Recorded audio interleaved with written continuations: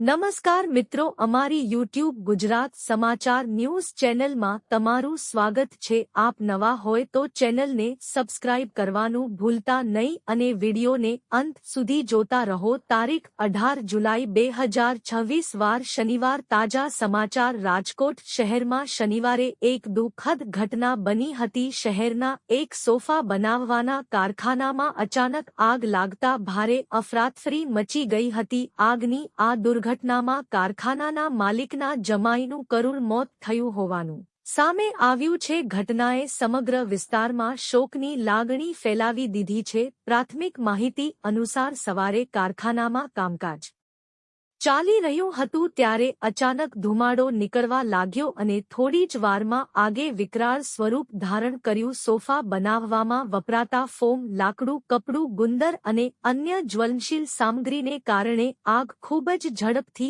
ફેલાઈ ગઈ હતી। આગ લાગતાની સાથે જ કારખાનામાં કામ કરતા કર્મચારીઓ બહાર દોડી આવ્યા અને સ્થાનિક લોકોએ તરત જ ફાયર બ્રિગેડને જાણ કરી। થોડા જ સમયમાં ફાયર બ્રિગેડની અનેક ટીમો સ્થળ પર પહોંચી અને આગ પર કાબૂ મેળવવા માટે કામગીરી શરૂ કરી। ભારે ધુમાડા અને તીવ્ર ગરમીને કારણે બચાવ કામગીરી મુશ્કેલ બની હતી। બચાવ કામગીરી દરમિયાન કારખાનાના અંદર ફસાયેલા માલિકના જમાઈને બહાર કાઢવામાં આવ્યા અને તાત્કાલિક હોસ્પિટલમાં ખસેડવામાં આવ્યા હતા। જોકે ગંભીર દાઝવાના કારણે સારવાર દરમિયાન તેમનું અવસાન થયું હતું। આ સમાચાર મળતા પરિવારજનો અને સગાસંબંધીઓમાં શોકની લાગણી વ્યાપી ગઈ હતી। ફાયર વિભાગે કલાકોની જહેમત બાદ આગ પર સંપૂર્ણ કાબૂ મેળવ્યો હતો। આગમાં તૈયાર સોફા, કાચો માલ, મશીનરી તેમજ અન્ય સાધનો બળી ખાખ થઈ ગયા હોવાનું જાણવા મળ્યું છે।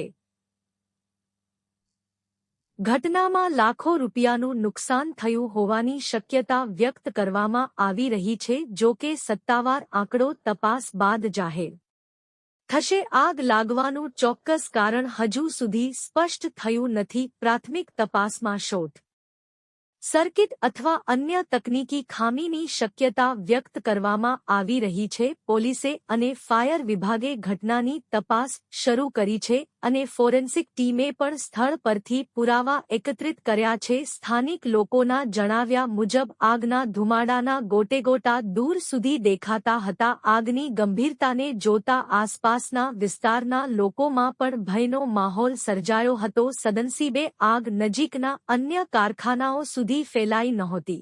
અધિકારીઓએ જણાવ્યું છે કે કારખાનામાં ફાયર સેફટીના નિયમોનું પાલન કરવામાં આવ્યું હતું કે નહીં તેની પણ તપાસ કરવામાં આવશે। જો કોઈ બેદરકારી સામે આવશે તો કાયદેસરની કાર્યવાહી કરવામાં આવશે। આ દુર્ઘટનાએ ફરી એકવાર ઔદ્યોગિક એકમોમાં આગ સુરક્ષા અંગે ગંભીર પ્રશ્નો ઊભા કર્યા છે। નિષ્ણાતોના જણાવ્યા મુજબ દરેક કારખાનામાં fire extinguisher, smoke alarm, emergency exit અને નિયમિત સુરક્ષા ચકાસણી જેવી સુવિધાઓ ફરજિયાત હોવી જોઈએ। રાજકોટની આ ઘટના સમગ્ર ગુજરાત માટે ચેતવણીરૂપ છે। સમયસર સુરક્ષા વ્યવસ્થા અને સાવચેતી રાખવાથી આવી દુર્ઘટનાઓમાં જાનહાનિ અને આર્થિક નુકસાનને ઘણું ઓછું કરી શકાય છે। હાલ પોલીસ, ફાયર વિભાગ અને સંબંધિત અધિકારીઓ સમગ્ર ઘટનાની ઊંડાણપૂર્વક તપાસ કરી રહ્યા છે। તપાસ પૂર્ણ થયા બાદ આગ લાગવાનું સાચું કારણ અને નુકસાન અંગે વધુ વિગતો જાહેર કરવામાં આવશે।